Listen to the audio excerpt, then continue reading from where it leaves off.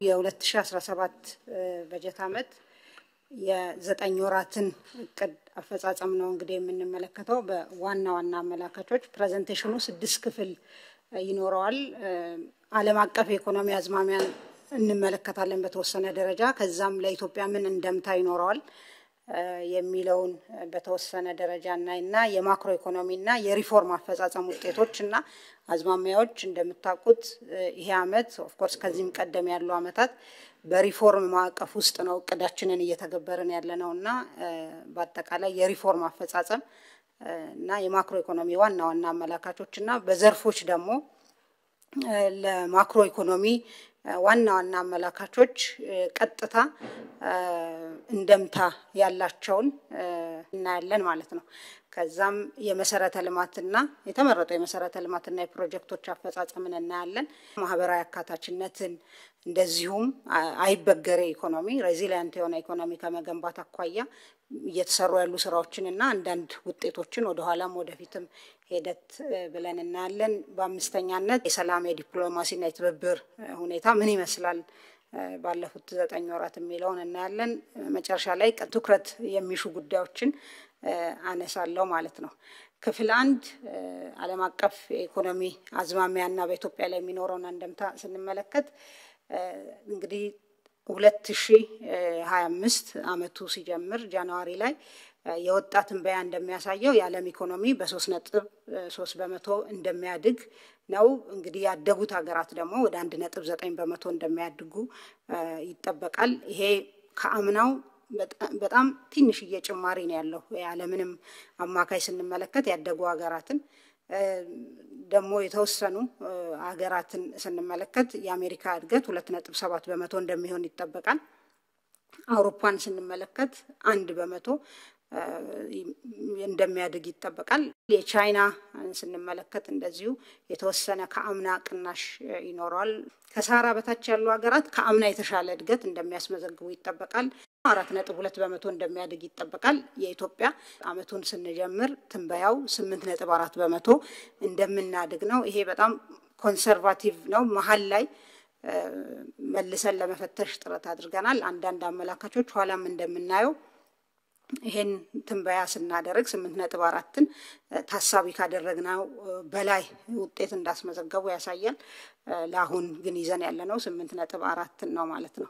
ሌላኛው እንግዲህ ከዓለም አቀፍ አዝማሚያዎች የኛን የልማት እንቅስቃሴ እንደምታ ያላቸው ውስጥ አንዱ የዓለም አቀፍ ኢኮኖሚ ትብብር ነው። ከዚህ አኳያ በአጠቃላይ ከኮቪድ በፊትም ቢሆን የዓለም አቀፍ የኢኮኖሚ ትብብር ይሄ ኦፊሻል ዴቨሎፕመንት አሲስታንስ የምንለው በእጅጉ መቀዛቀዝ ያሳየበት ነው። በተለይ ከጥራት አኳያ ማለት ነው። ይሄ በገንዘብ ብቻ ያለን ሳይሆን ቴክኒካል ሰፖርትን የሰብአዊ ድጋፍን ጨምሮ የሚይዝ በመሆኑ በተለይ ልማት ላይ የሚያተኩረው የዓለም አቀፍ የልማት ትብብር እየተቀዛቀዘ የመጣ የነበረ መሆኑን ማየት ይቻላል። አገራት የልማት ትብብራቸውን የውጭ ጉዳይ ፖሊሲ ማስፈጸሚያ የማድረግ አዝማሚያዎችን ማየት እንችላለን። የተለያዩ ሀገራት አደረጃጀታቸውን ሁሉ መልሰው እየፈተሹ ነው ያሉትና ይሄ ለኢትዮጵያ ያለው እንደምታ በእርግጥም የጀመርናቸው ስራዎች እንዳሉ ሆኖ በራስ አቅም ልማትን ማሳካት የሚለውን የበለጠ የሚያጎላ ለዚህ እውነትም አስፈላጊነት ትልቅ ማሳያ የሆነ ትሬንድ ነው ማለት ነው። እና ይሄን ይመስላል ዓለም አቀፍ የልማት ትብብር ትሬንድ። ሌላው የዓለም አቀፍ ንግድ ሁኔታ ነው። በአጠቃላይ የንግድ እንቅስቃሴ 2025 ላይ ጥቅምት አካባቢ የነበረው ትንበያ 3.3 በመቶ ያድጋል ነበር። አሁን በቅርብ የነበረው የንግድ ጦርነት የታሪፍ ጦርነትን በመከተል የዓለም የንግድ ድርጅት የዓለም ንግድ ከ3.3 ወደ 3 በመቶ እንደሚቀዛቀዝ ያመላክታል። በቀጣይ የሚኖረው የታሪፍ ሁኔታ የንግድ ጦርነት ሁኔታ የተገማችነት ሁኔታ አጠቃላይ የንግድ እንቅስቃሴን ቁጥሮች አሁን ባየነው መጠን ላይ ቀጥሉ እንደሚችሉ አመላካች ነው ማለት ነው። በመጨረሻም እንግዲህ ይህ የዓለም የታሪፍ ጦርነት በኢትዮጵያ ኢኮኖሚ ላይ ሊኖረው የሚችለውን ውጤት እየተፈተሸ ነው ያለው በየሚመለከተው ግን አሁን ባለንበት ሁኔታ ለምሳሌ ታሪፍም ተጥሏል የተጣለው ታሪፍ በአለም አቀፍ የንግድ ስርዓት ላይ ቀደም እንዳየነው የሚፈጥረው መናጋት በኢትዮጵያ ላይ ሊኖረው የሚችለውን ተጽዕኖ መጤን አለበት ይሄ ተገኘም እድልም ተደርጎ ሊወሰድ ይገባል ለምሳሌ ከተጣለው ታሪፍ ውስጥ ከኛ በጣም እጅግ የበለጠ ግን የኛ አይነት ሸቀጦችን የሚያቀርቡ አገራት የተጣለባቸው ተወዳዳሪነታቸው የተጎዳ በመሆኑ ያን እድል ለመጠቀም ስራ መስራት ያስፈልጋል አንደኛው የተፈጠረውን የገበያ ሁኔታ ጥቅም ላይ ለማዋል ያለንን ምርትና ምርታማነት በመጨመር ባሉት ፋብሪካዎች ያን ገበያ እድል መጠቀም ነው ሌላኛው ይሄን የታሪፍ ጦርነት ጋር ተያይዞ የሚመጣውን ተጽዕኖ ለመቻል ማለት ነው ወደ ተለያዩ አገራት ኢንቨስትመንታቸውን የሚያንቀሳቅሱ ኢንቨስተሮች ቢኖሩ ይሄን እድል ለመጠቀም ጥንቃቄ የተሞላበት እንቅስቃሴ ማድረግና ይሄን እድል መጠቀምም ሌላው የሚታይ ነገር ነው ማለት ነው የኛም እንቅስቃሴ ወሳኝ ይሆናል ማለት ነው ይሄን የመጣውን አንሰርቴኒቲ ወደ እድል ቀይሮ ኢኮኖሚያዊ ተጠቃሚነትን ለማስፋት ማለት ነው እንግዲህ በአጠቃላይ የዓለም አቀፍ የኢኮኖሚ ሁኔታ አዝማሚያ ይሄን ይመስላል በክፍል 2 የማክሮ ኢኮኖሚ እና የሪፎርም አፈጻጸም ውጤቶችን እናያለን ለማስተዋወስ አክል እንደምታስታውሱት 2016 በጀት ዓመትን ስንጀምር ያስቀመጥነውን የ10 ዓመት እቅድ ያስቀመጥናቸውን ግቦች ማሳካት እንድንችል ተከታታይ የሆኑ ሪፎርሞችን ማድረግ አስፈላጊ በመሆኑ የመጀመሪያውን ምዕራፍ የኢኮኖሚ ሪፎርም ስናጠናቀቅ ሁለተኛውን ምዕራፍ ሀገር በቀል የኢኮኖሚ ሪፎርም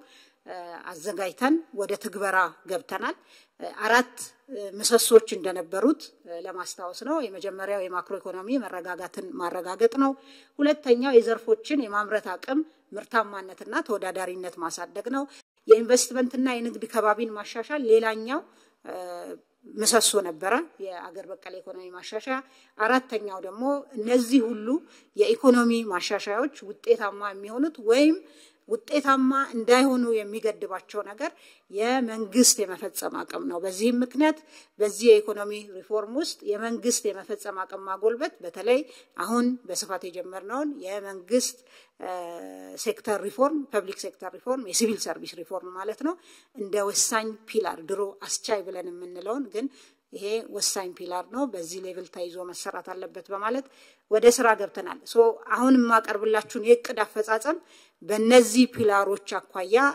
ቃኛቸዋለሁ ማለት ነው መጀመሪያ የተረጋጋ ማክሮ ኢኮኖሚ የሚለውንና ምርታማነትና ተወዳዳሪነት የሚለውን ሁለቱም ፒላር አንድ ላይ አያይዤ ሪፖርቱን አቀርባለሁ ከእድገት አኳያ ይሄ ከዚህ ቀደምም አመቱን ስንጀምር የተነጋገርነው ነው እንደምታስታውሱት 8.4% የኢትዮጵያ ኢኮኖሚ እንደሚያድግ በዚህም በተለይ ማኒፋክቸሪንግ ዘርፍ እድገት ከሎቤዝ እየተነሳ ያለ እንደመሆኑ እድገቱን የሚመራ መሆኑን ያሳያል ኢንዱስትሪ በአጠቃላይ 12.8% ያድጋል ማኒፋክቸሪንግ ግን በ12% ያድጋል ሌሎቹም ዘርፎች ግን ሮበስት የሆነ በጣም ጠንካራ ፖዚቲቭ የኢኮኖሚ እድገት እንደሚያስመዘግቡ ነው እንግዲህ የመጀመሪያው ግመታ ያሳየው ከዚህ አኳያ ወሳኝ አመላካች በማክሮ ኢኮኖሚው የሪፎርምም ውጤት ተደርጎ የሚወሰደው የቁጠባና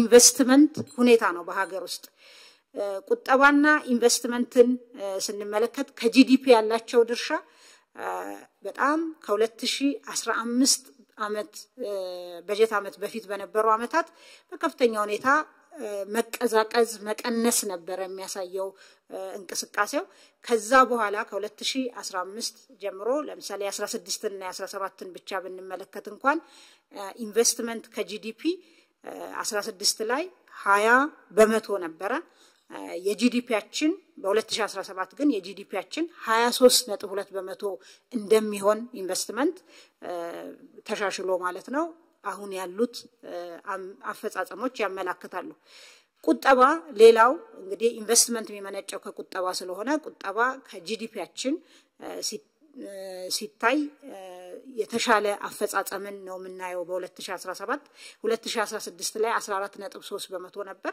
2017 ላይ ወደ 19.4 እንደሚሆን ያሳያል ማለት ነው ሌላው እንግዲህ ለእድገታችን ወሳኝ ሚና የሚጫወተው የፌደራል መንግስት ገቢ ነው። በክቡር ጠቅላይ ሚኒስትር የተቋቋመ የገቢ እና የገቢ ጋር የተገናኘ ሪፎርም ስራዎች የሚያስተባብር ግብረ ኃይል አለ። ያ ግብረ ኃይል በየሳምንቱ እየተገናኘ የታክስ ፖሊሲን ብቻ ሳይሆን የታክስ አድሚኒስትሬሽን የታክስ አስተዳደር ስራዎች ማሻሻያዎችን፣ ዲጂታይዜሽንን፣ ታክስ መክፈልን ቀላል ማድረግ፣ የታክስ ጋር የተገናኙ ብልሹ አሰራሮችን መፍታት የሚያስችሉ ስራዎች በርካታ የፖሊሲ ማሻሻያ ስራዎች ተሰርተዋል። የታክስ አስተዳደር ካደረጃጀት ጀምሮ ስራዎች ተሰርተዋል። በቀጣይም ጠንክረው የሚቀጥሉ ይሆናል ማለት ነው። ከዚህ ቀደም እንግዲህ ፕሮባብሊ ከቅርብ አመታት በፊት ብንመለከት ይሄ ያልነበረ የፊስካል ዲሴንትራላይዜሽን ከዚህ ከፌደራሊዝም ጋር ተያይዞ አንዱ ቻሌንጅ የነበረው ፊስካል ዲሴንትራላይዜሽን በጣም ኢሹ ነበረ። ከቅርብ ጊዜ ወዲህ ይሄንን በማሻሻል የክልሎችን ገቢ በጣም በከፍተኛ ሁኔታ ያሻሻለ የፊስካል አቅም ያሻሻለ የጋራ ገቢ ስራ ሲሰራ ቆይቷል። ይሄ የክልሎችን ገቢ በማሻሻል ለማህበራዊና ኢኮኖሚያዊ ልማት የሚያውሉትን ሀብት ከመጨመር አኳያ ትልቅ ሚና የሚጫወት ነው። ሌላኛው እንግዲህ የማክሮ አመላካች የመንግስት ወጪ ነው። የመንግስት ወጪን ስንመለከት ከሪፎርሙ ጋር ተያይዞ ከፍተኛ ድጎማ ተደርጓል። እነዚህን ድጎማዎች ኋላ መጣባቸዋለሁ፣ ግን ወደ 200 በዚህ 9 ወር 211 ቢሊዮን ብር ድጎማ ተደርጓል ማለት ነው። አመቱ ሲጠናቀቅ ከ400 ቢሊዮን ብር በላይ ድጎማ የሚደረግ ይሆናል። ሌላው የሪፎርም ውጤት የሆነና ወሳኝ የማክሮ ኢኮኖሚ ጤንነት አመላካች የብድር ሁኔታ ነው። የዕዳ ሁኔታ ከጂዲፒያችን ከኢኮኖሚያችን አኳያ እንደምታውቁት ይሄ የአገር በቀል ኢኮኖሚ ሪፎርማችንን ለመደገፍ ከኛ ጋር ለመስራት ፈቃደኛ የሆኑ ዓለም አቀፍ ተቋማት አገራት ጋር በተደረገ ትብብር የዕዳ ሽግሽግ በዚህ ሪፎርም ምክንያት በከፍተኛ ሁኔታ ተጠቃሚ መሆን ተችሏል። የዕዳ ሽግሽጉ መጨረሻ ውሳኔውንም ከማግኘቱ በፊት እንደምታስታውሱት የ1.4 ቢሊዮን ብር የጊዜያዊ የዕዳ ክፍያ ማቆም ወይም ስታንድ ስቲል ማግኘት መቻሉ ኢኮኖሚውን እንግዲህ ያለንን ገንዘብ ለልማት እንድናውል ከማረጉ በተጨማሪ ያለውን ጫና ከመቀነስ አኳያ ትልቅ ሚና ተጫውቷል።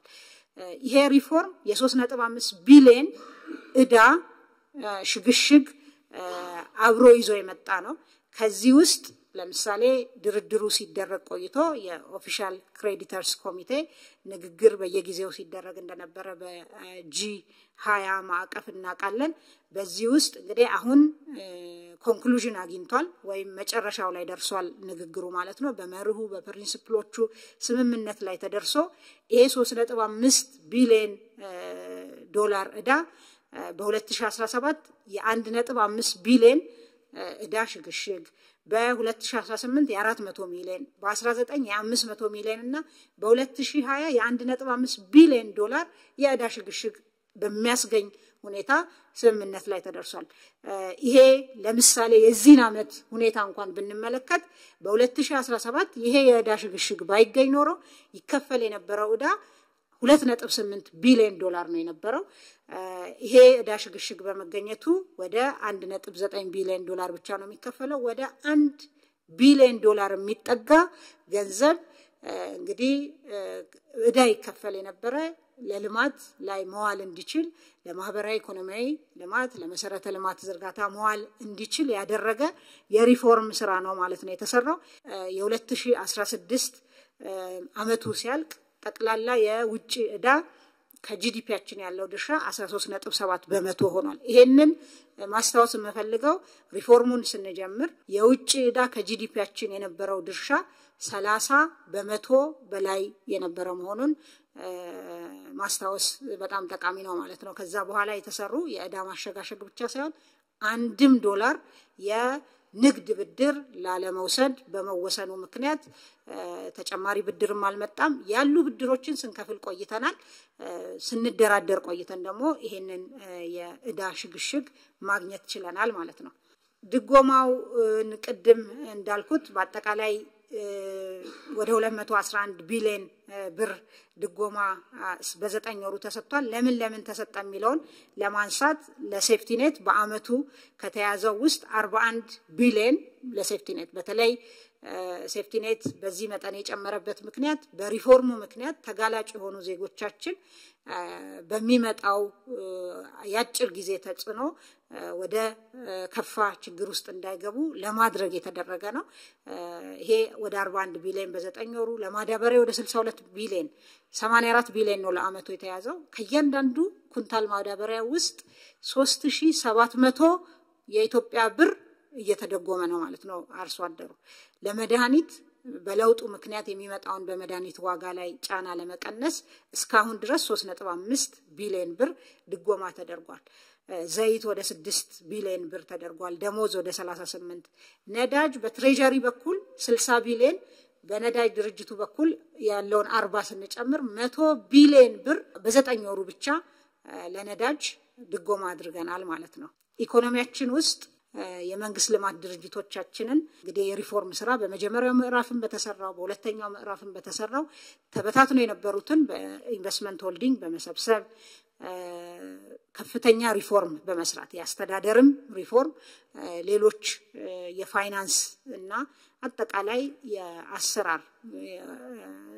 የአሰራር ሪፎርም በማድረግ ኦልሞስት ሁሉንም አሁን በመናወራበት ሰዓት ትርፋማ ማድረግ ተችሏል ይሄ እንግዲህ የ9 ወር አፈጻጸም ነው ጠቅላላ ገቢ የመንግስት የልማት ድርጅቶች 1.5 ትሪሊዮን ብር ሆኗል ማለት 9.3 ቢሊዮን ዶላር የውጪ ምንዛሪ ግኝት አምጥቷል ከአምና በ10% የጨመረ ነው ታክስ 98 ቢሊዮን ከፍሏል በ9 ወሩ ከአምና ጋር ሲወዳደር 56% ጭማሪ ያለው ለመንግስት ትርፍ ድርሻ ሰብስበዋል ወደ 19 ቢሊዮን ከአምናው 29% ይሄ የሚያስተዳድሩት በመንግስት ቦታ ሆኖ የሚያስተዳድሩት ነው 29% ጭማሪ ያለው የመንግስት ትርፍ ድርሻ ለገንዘብ ሚኒስተር ገቢ ደግሞ 14.5 ቢሊዮን አድርገዋል ከአምና አኳያ 63% ጭማሪ ያለው ማለት ነው በኢትዮጵያ ኢንቨስትመንት ሆልዲንግ እና በአጠቃላይ በሶቨሬን ዌልዝ ፈንዱ የተሰሩ ብሬክስሩስ ተብሎ የሚባሉ ጉዳዮች አንዱ እንደምታውቁት የሴኩሪቲ ፕሪንቲንግ ሳይቀር ውጪ ልከን ነበር የምናሰራው ፓስፖርትንም ሆነ ሌሎች ነገሮችን አሁን በዚህ አመት ወደ ስራ ገብቶ አዲሱን ፓስፖርታችንን ማተም የጀመረ የኢትዮጵያ ኢንቨስትመንት ሆልዲንግ ከጃፓን ሌላ ድርጅት ጋራ ቶፓን ግሩፕ ጋር ቶፓን ግራቪቲ ኢትዮጵያ የሚባል ድርጅት በማቋቋም ወደ ስራ ተገብቷል አጠቃላይ ሴኩሪቲ ፕሪንቲንግን በሀገር ውስጥ ማድረግ እንድንችል ትልቅ እመርታ ያመጣ ስራ ነው ማለት ነው ሌላኛው የኢትዮጵያ ሰነደ መዋዕለ ንዋይ ገበያ ነው ሴኩሪቲስ ኤክስቼንጅ ማርኬት መጀመሩ በተለይ ከኢአይኤች አኳያ የዚህ ሼር ሆልደርም በመሆኑ የራሱ ሚና አለው ኋላ ግን በዛ በሴኩሪቲስ ኤክስቼንጅ የተሰሩ ስራዎችን አነሳለሁ በተወሰነ ሌላኛው ወሳኝ ስራ ኢትዮ ግሪን ኩባንያ መቋቋሙ ነው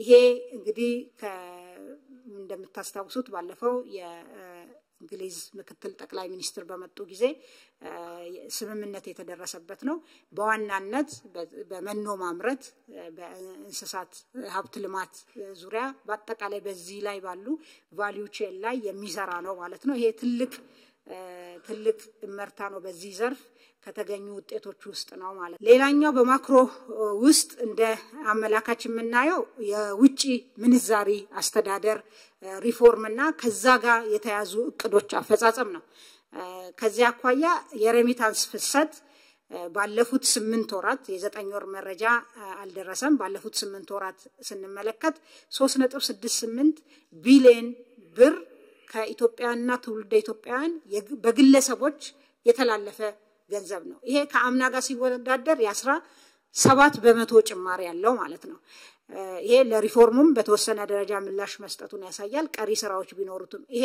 እንግዲህ በግለሰቦች ብቻ የተላለፈው ነው በኤንጂኦዎችና ሌሎች በዚህ ሬሚታንስ ውስጥ የሚካተቱትን ስንጨምር ይሄ ቁጥር ከዚህ ከፍ ያለ ነው የሌላው የውጪ ምንዛሪ አስተዳደር ሪፎርም ጋር ተያይዞ ትልቅ ለውጥ ያየነበት ትልቅ ውጤት ተብሎ የሚወሰደው የውጪ ምንዛሪ ሪዘርቭ ክምችታችን የጨመረበት ነው ይሄ ትልቅ ውጤት የሪፎርሙም ውጤት ተደርጎ መወሰድ ያለበት ነው ሌላኛው የገንዘብ ፖሊሲ በከፍተኛ ሁኔታ ዘመናዊ የማድረግ ስራ ሲሰራ ቆይቷል የገንዘብ ፖሊሲያችን ድሮ በኳንቲቲ ቤዝድ የነበረ ዘመናዊ ያልሆነ ከነበረበት ወደ ዘመናዊ ዋጋ ላይ መሰረት ያደረገ የገንዘብ ፖሊሲ ሽግግር እየተካሄደ ነው ያለው ከዚህ አኳያ ለምሳሌ የብሔራዊ ባንክ በኩል የሚደረግ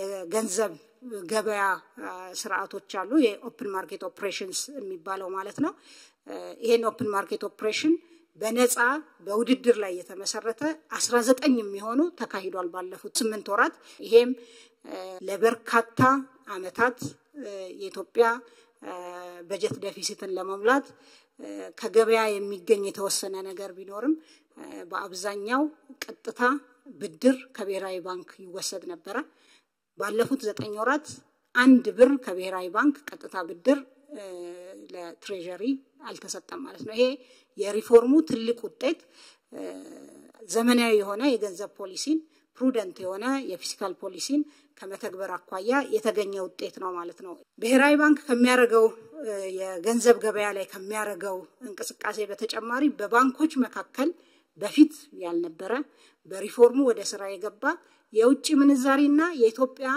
ገንዘብ ገበያ ስርዓት ተጀምሯል ይሄንን ግብይት ፋሲሊቴት ያደረገው ያሳለጠው የኢትዮጵያ ሴኩሪቲስ ኤክስቼንጅ ነው በአጠቃላይ ከሪፎርሙ አኳያ የገንዘብ ፖሊሲ ሪፎርማችንም ውጤታማ መሆኑን የሚያሳይ ነው በቀጣይ የምገባው የኤክስፖርት አፈጻጸም ላይ ነው ኤክስፖርት እንግዲህ በእቅድ ያዝናቸው ነገሮች ነበሩ በ10 አመትም በ3 አመት እቅዳችንም ከዛም በአመት በሚመነዘሩ እቅዶች የተያዘ ግብ ነበር ግን ለሪፎርሙ ምላሽ በተለይ ኢኮኖሚያችን የሰጠ ለመሆኑ ትልቅ ማሳያ የሆነ አፈጻጸም ነው ባለፉት 9 ወራት የነበረው የኢትዮጵያ ኤክስፖርት እንደምታውቁት ከ3 ቢሊዮን ለማለፍ በጣም ሳይችል ለዘመናት የቆየ የነበረ ነው እንግዲህ ባለፉት አመታት በተሰሩ የሪፎርም ስራዎች በተለይ ደግሞ በዚህ አመት በዋናነት የተሟላ ማክሮ ኢኮኖሚ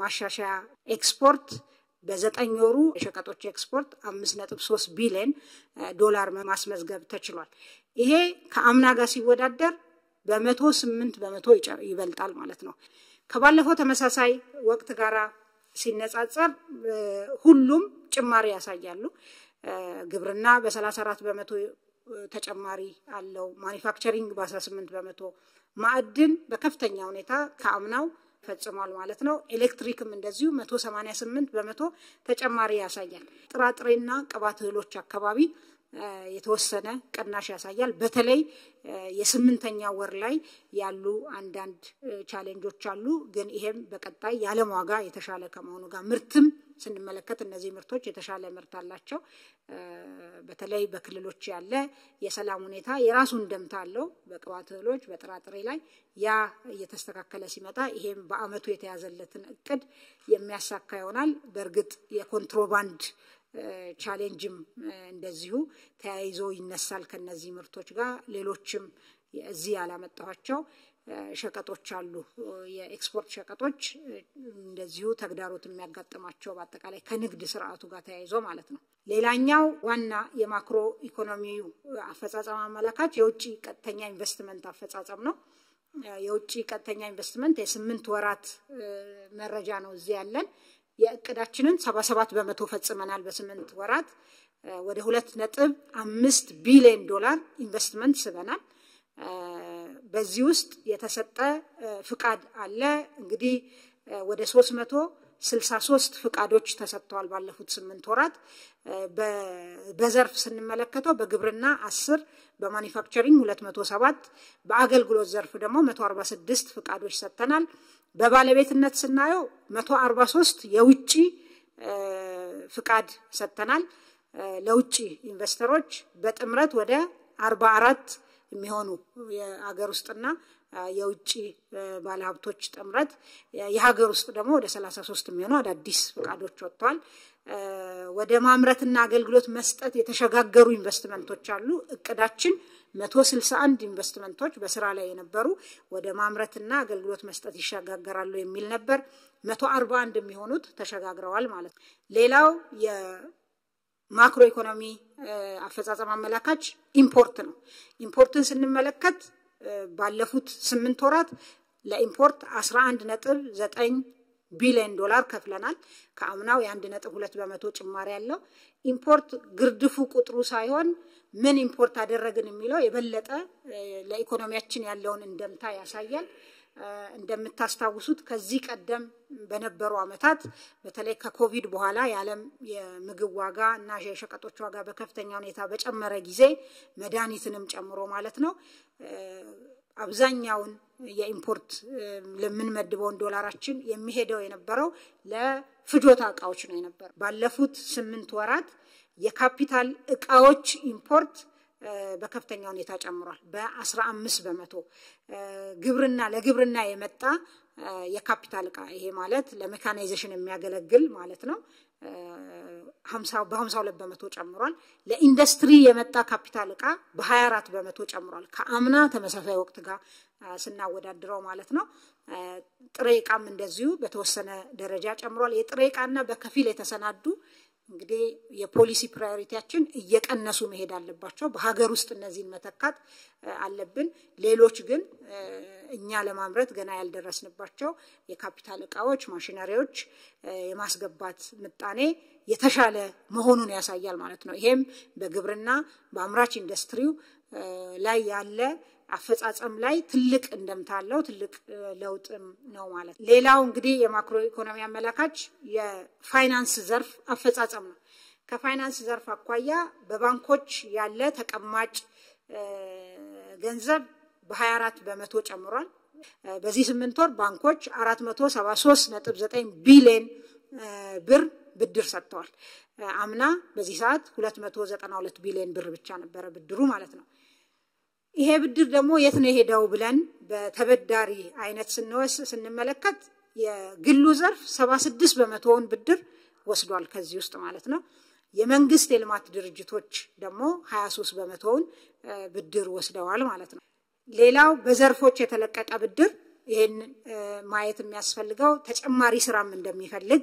ለማሳየት ነው ከግሉ ዘርፍ ለየትኞቹ ዘርፎች ነው ብድር እየሄደ ያለው የሚለውን ለማሳየት ነው ግብርና 22 በመቶውን ወስዷል ማኑፋክቸሪንግ 13 በመቶውን ወስዷል አሁንም ንግድ ትልቁን ያገልግሎት ዘርፍ ማለት ነው ትልቁን ብድር እየወሰደ ነው ያለው ማለት ነው ይሄ ሁኔታ እንግዲህ የማኑፋክቸሪንግ እና ግብርና በተለይ ከስትራክቸራል ትራንስፎርሜሽን ማቋያ ያላቸውን ሚና ታሳቢ ያደረገ የፋይናንስ ዘርፋችን የባንኮቻችን ይሄን ነገር ታሳቢ ያደረገ ማሻሻያዎችን ማድረግ የሚያስፈልግ መሆኑን ማሳያ ነው የአምራች ዘርፉ በከፍተኛ ሁኔታ በፋይናንስ መደገፍ አለበት ከፍተኛ መሻሻል አለ ለውጥ አለ ይሁንና አሁንም የአገልግሎት ዘርፎች ላይ ትልቅ የብድር ሁኔታ እንዳለ ያመለክታል ሌላኛው አመላካች እንግዲህ ካልነበረበት ወደ መኖር የመጣው የዲጂታል ፋይናንስ አፈጻጸም ነው ዲጂታል ኢኮኖሚ አንዱ ከአምስቱ ወሳኝ ፒላሮች ውስጥ ተደርጎ የተወሰደ በመሆኑ አስቻይ ሁኔታዎችን በመሰረተ ልማት የህግ የፖሊሲ ማዕቀፎች ማሻሻል እና ሌሎች ማበረታቻዎች ማድረግ በመቻሉ ከፍተኛ ለውጥ ያመጣ ያለ ዘርፍ ነው ባለፉት 9 ወራት 7.73 ቢሊዮን ብር በዲጂታል መልክ ቁጠባ ተሰጥቷል በዚህ ውስጥ ቴሌብር ትልቁን ድርሻ ይወስዳል ማለት ነው ይሄ ከአምና ተመሳሳይ ወቅት ጋር ሲወዳደር የ38 በመቶ ጭማሪ ያለው ትልቁ ደግሞ የፋይናንስ አካታችነትን የሚወስን ነገር ውስጥ አንዱ እንግዲህ ዜጎች ገቢያቸው ዝቅተኛ የሚሆነ ኮላተራልም ባያስይዙ የፋይናንስ ገበያ ውስጥ ተሳትፈው የራሳቸውን ላይቭሊሁድ የተሻለ ማድረግ ይችላሉ የሚለው ነው። ከዚህ አኳያ የዲጂታል ፋይናንስ ወደ ስራ መግባት ትልቅ ሚና ተጫውቷል። ባለፉት 9 ወራት በ2017 26.7 ቢሊዮን ብር ማይክሮ ብድር በዲጂታል ተሰጥቷል። ይሄ የቴሌብር አሁንም ትልቁን ሚና ይወስዳል። አምና በዚህ ሰዓት 5.7 ቢሊዮን ብር ብቻ ነው በማይክሮ ቁጠባ የተሰጠው በዲጂታል። ዘንድሮ እንግዲህ ይሄ በ369% አድጓል ማለት ነው። ስለዚህ የፋይናንስ አካታችነታችንም በዚሁ መጠን ተሻሽሏል የሚለውን ያሳያል።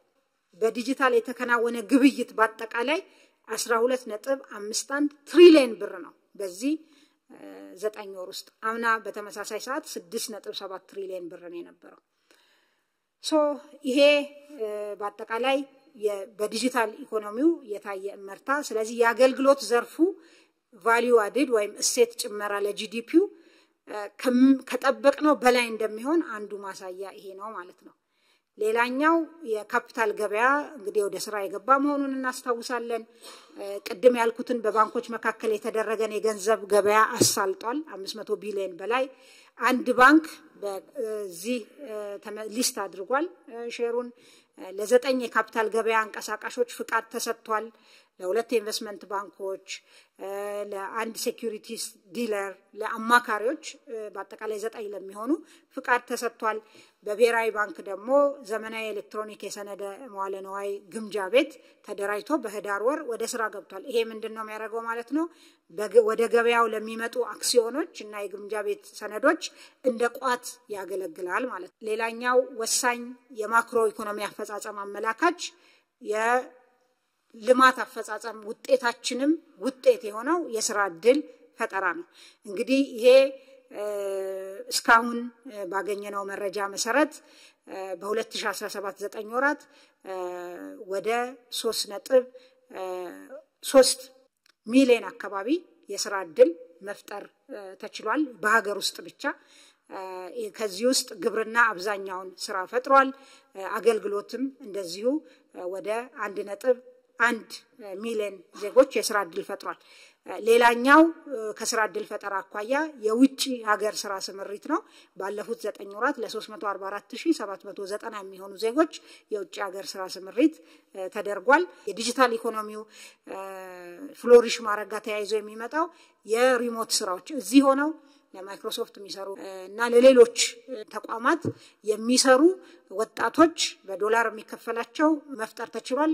በዚህ 9 ወር ለ45740 ወጣቶች የስራ ዕድል የርቀት ስራ ወይም ሪሞት ጆብ ተፈጥሯል ማለት ነው።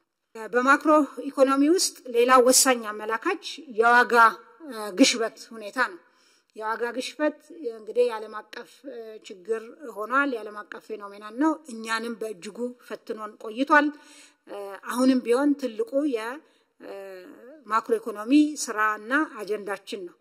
ይሁንና ባለፉት 12 ወራት በተከታታይ የዋጋ ግሽበት የሚጨምርበት ምጣኔ ሲቀንስ ቆይቷል። ይሄም ለረጅም ጊዜ በመሆኑ ምክንያት የዋጋ ግሽበት እየተረጋጋ እየመጣ መሆኑን ያመላክታል። በመጋቢት ወር መጨረሻ አጠቃላይ የዋጋ ግሽበት ወደ 13.6 በመቶ ወርዷል። የምግብ ዋጋ ግሽበት ደግሞ ወደ 11.9 በመቶ አድጓል።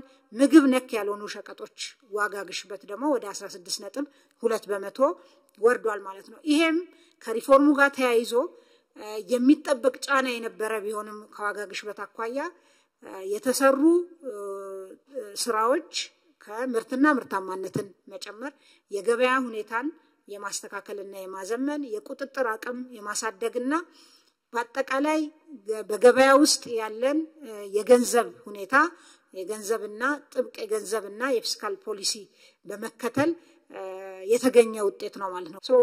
በዋና ዋና የማክሮ ኢኮኖሚ አመላካች በመንላቸው ያየነው እንዳለ ሆኖ በዘርፎች በተለይ በተመረጡት እነዚህ 5 የእድገት ምንጮች ከአምና አኳያ ወሳኝ አመላካቾቻቸው ምን ይመስላሉ የሚለውን ብንመለከት ግብርና ዘንድሮ እንዲያድግ የምንጠብቅበት መጠን አለ። ግን ከአምና ጋር ሲወዳደር ልዩነቱ በጣም ከፍተኛ ነው። ለምሳሌ አምና በመኸር 17.5 ሚሊዮን ሄክታር ነው ያረስነው። ዘንድሮ 20.57 ሚሊዮን ሄክታር አርሰናል። ከመኸር አምና 507 ሚሊዮን ኩንታል ሰብስበናል። ዘንድሮ 610 ሚሊዮን ኩንታል ሰብስበናል። ስንዴን የመኸርን ብቻ ስናይ አምና 122 ሚሊዮን ኩንታል ነው የሰበሰብነው። ዘንድሮ 152 ሚሊዮን ኩንታል ሰብስበናል። ኩታ ገጠም በተለይ የቴክኖሎጂ የሜካናይዜሽን ስራችንን ውጤታማ የሚያደርግ ምርትና ምርታማነትን የተሻለ የሚያደርግ ስራ ነው። አምና 8.67 ሚሊዮን ሄክታሩ በመኸር ከታረሰው ውስጥ በኩታ ገጠም የተሸፈነ ሲሆን ዘንድሮ 11.83 ሚሊዮን ሄክታር ኦልሞስት ከ50% በላይ የመኸር እርሻችንን በኩታ ገጠም ነው ያረስነው ማለት ነው። በእንስሳት ሀብት ልማቱም እንደምታውቁት የልማት ትሩፋት ኢኒሼቲቭ ወደ ስራ ከገባ በኋላ ከፍተኛ ለውጥ እየታየበት ያለ ዘርፍ ነው። ወተት፣ እንቁላል፣ ማር እዚህ እንደምትመለከቱት ከፍተኛ ለውጥ ያመጡ ዘርፎች ናቸው ማለት ነው። ሌላው ባለፉት 5 ዓመታት እና 6 ዓመታት ቡና ላይ ከፍተኛ ስራ ሲሰራ ነው የነበረው። በቡና የተሸፈነ መሬት ባለፉት 5 ዓመታት 11 በመቶ ጨምሯል። የቡና ምርት በ19 በመቶ ጨምሯል። የቡና ምርታማነት መጨመር በጣም አዳጋች እና ከፍተኛ ስራ የሚጠይቅ ነው። የቡና ምርታማነትም ባለፉት 5 ዓመታት በ7 በመቶ መጨመር ተችሏል ማለት ነው። ሌላኛው ማዳበሪያ በ9 ወር ብቻ ብንመለከት ከአምና በ4 ሚሊዮን ኩንታል የበለጠ የ9 ወሩ ብቻ ማለት ነው። የምርጥ ዘርንም ብንመለከት ከፍተኛ ለውጥ ያለው ኖራ አምና በ9 ወር ምንም ኖራ አላከፋፈልንም ወይም ለአሲዳማ መሬት አላከምንም ነበር። ዘንድሮ 384 ሺህ ኩንታል ኖራ ተከፋፍሏል ወይም ለማከም ውሏል ማለት ነው። የተዳቀሉ ላሞች ቁጥር ጨምሯል። የአንድ ቀን ጫጩት አቅርቦት ጨምሯል። ዘመናዊ የንብ ቀፎ እንደዚሁ አቅርቦት በከፍተኛ ሁኔታ ጨምሯል። ካምና ኦልሞስት በእጥፍ ማለት ነው። ሌላኛው ዘርፍ ለጂዲፒ ኮንትሪቢዩሽን ያለው እና ከትኩረት መስኮቻችን ውስጥ ኢንዱስትሪ ነው። የኢንዱስትሪ ላይ የሚመጣ እድገት ወሳኝ አመላካች ዓለም አቀፍ አመላካች የኢነርጂ ኮንሰምፕሽን ነው። ኢንዱስትሪዎቻችን ባለፉት 9 ወራት የተጠቀሙት ኢነርጂ ከአምና ተመሳሳይ ወቅት ጋር ሲወዳደር የ29 በመቶ ጭማሪ ያሳይቷል። እንግዲህ ያሉት ኢንዱስትሪዎቻችን ተጨማሪ ኢነርጂ አምና ከነበረው ከተጠቀሙት ተጨማሪ ኢነርጂ ተጠቅመዋል ማለት ነው። ይሄም አምና ካመረቱት በላይ አምርተዋል ማለት ነው። የተመረተም ኢነርጂ በአጠቃላይ ግን በከፍተኛ ሁኔታ ጨምሯል። ከ60% በላይ ጨምሯል።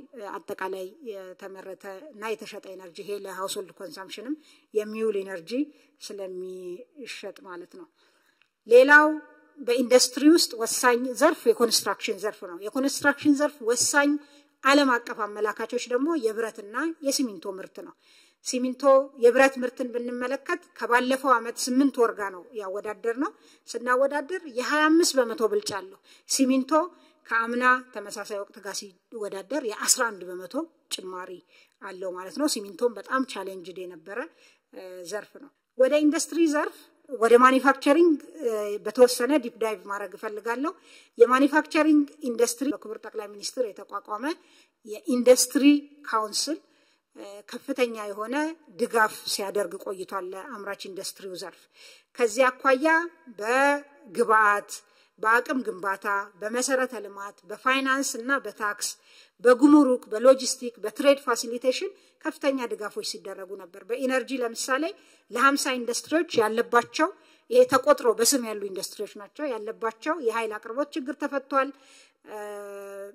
ከዛ በተጨማሪ ሌሎች የግብአት ለአግሮ ኢንዱስትሪዎች እና ለሌሎች ኢንዱስትሪዎች የግብአት አቅርቦት የተሻለ እንዲሆን ተደርጓል። ከጉምሩክ አንፃር ለብቻቸው ለአምራች ኢንዱስትሪ አንድ መስኮት አገልግሎት ለመስጠት ስራ ተሰርቷል። ይሄም በጣም ከፍተኛ ለውጥ አምጥቷል። አምራች ኢንዱስትሪዎች ባመጡት ዋጋ ዲክሌር እንዲያደርጉ እና ፕሮሰስ እንዲያደርጉ እድል ተሰጥቷቸዋል። የቦንድድ ዌርሃውስ ደግሞ ተጠቃሚ እንዲሆኑ ተደርጓል ማለት ነው። ይሄ የወርኪንግ ካፒታል ጫናቸውን የሚቀንስ በዛ ላይም የግብአት አቅርቦትን በከፍተኛ ሁኔታ የሚያሻሽል ነው ማለት ነው። በአቅም ግንባታ ስልጠናዎች በመስጠት የታክስ እፎይታዎችን የታክስ ማሻሻያዎችን በማድረግ እንደዚሁ ከፍተኛ ስራ ተሰርቷል። በዚህ ውስጥ ምን ውጤት ተገኘ? ባለፉት 9 ወራት በማኒፋክቸሪንግ ካውንስሉ በተደረጉ ድጋፎች እና በአጠቃላይ በዘርፉ በተሰራው ስራ 6 ኢንዱስትሪዎች የጨርቃ ጨርቅ ኢንዱስትሪዎች የካፓሲቲ ዩቲላይዜሽናቸው ወይም የማምረት አቅም አጠቃቀማቸው በ11 በመቶ አድጓል። ወደ 7 የሚሆኑ የቆዳና የቆዳ ውጤቶች ኢንዱስትሪዎች አሁንም በ11.7 በመቶ የማምረት አቅም አጠቃቀማቸው አድጓል። የምግብና መጠጥ ፋብሪካዎች ደግሞ ወደ 10 የሚሆኑ በ10 በመቶ የካፓሲቲ ዩቲላይዜሽናቸው ጨምሯል። ሌላኛው ኤክስፖርት አቁሞ የነበሩ ፋብሪካዎች ነበሩ።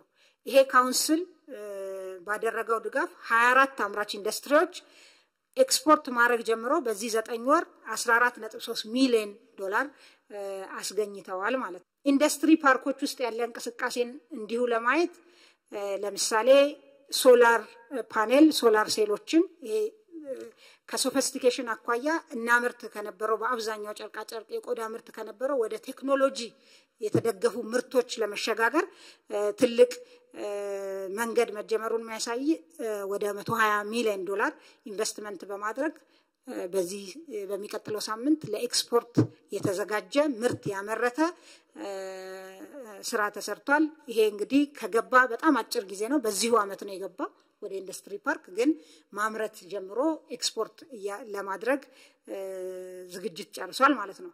ሌላው በስራ ላይ በኮንስትራክሽን ላይ ያለው የኢትዮጵያ አየር መንገድና ናሽናል ኢንቨስትመንት ግሩፕ አንድ ላይ በመሆን የአውሮፕላን አካላት በማምረት ለዓለም አቀፍ አየር መንገዶች ለማቅረብ ስራ ለመስራት ነው። ይሄ እንግዲህ በኢንዱስትሪ ፓርክ ውስጥ ቂሊንጦ ነው። ቂሊንጦ ኢንዱስትሪ ፓርክ ውስጥ ነው ያለው። ኦሬዲ ኮንስትራክሽን ላይ ነው ያሉት ማለት ነው። ሌላው ተሽከርካሪ የሚያመርቱ እንደዚሁ በዚህ 9 ወር የኤሌክትሪክም የነዳጅም የሚያመርቱ ወደ ስራ ገብተዋል። በጣም በግብርናው አዲስ ቴክኖሎጂ አርቲፊሻል ኢንተለጀንስ በመጠቀም ይሄም ቂሊንጦ ኢንዱስትሪ ፓርክ ውስጥ ያለ ነው። በቨርቲካል ፋርሚንግ እንጆሪ ያመረተ ለውጭ ገበያ ለሀገር ውስጥና ለውጭ ገበያ የሚያቀርብ ድርጅት ነው። በአጠቃላይ ባለፉት 9 ወራት 17 አዳዲስ ኢንቨስተሮች 17 ሼዶችን ይዘዋል። 55 የሚሆኑ አዲስ የገቡ ባለሀብቶች አሉ። በክቡር ጠቅላይ ሚኒስትር በተሰጠ አቅጣጫ የኢንዱስትሪ ፓርኮች ውስጥ የሀገር ውስጥ ባለሀብቶች ገብተው እንዲሰሩ አቅጣጫ በመቀመጡ ምክንያት አሁን በዚህ አመት ብቻ 41 የሚሆኑ የሀገር ውስጥ ባለሀብቶች ወደ ኢንዱስትሪ ፓርክ ገብተዋል ማለት ነው።